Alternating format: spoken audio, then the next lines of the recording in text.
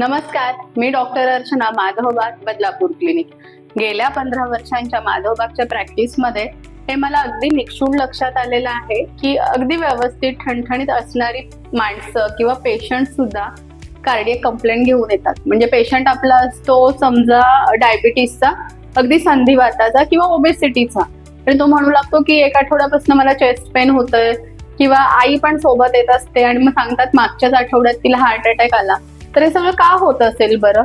जसं मी स्वतः पाहिलेलं आहे, प्लस कार्डिओलॉजिस्ट जगभरामध्ये सांगत असतात की विंटरमध्ये काही गोष्टी चेंज होतात आणि त्या आता आपल्याला समजून घ्यायचे की जेणेकरून आपला हिवाळा मस्त जाणार आहे.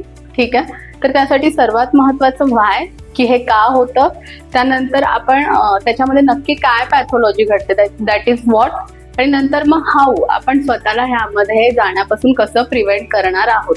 तर आपण 5 पार्ट्स घेऊन येत आहोत या सिरीजच्या की विंटरमध्ये आपण आपली कार्डियक हेल्थ कशी व्यवस्थित ठेवणार आहोत. तर येस, स्टे ट्यून आणि पाहत राहा. आपण खूप छान माहिती देणार आहोत की जेणेकरून ती आपल्याला हेल्पफुल ठरणार आहे. थँक्यू.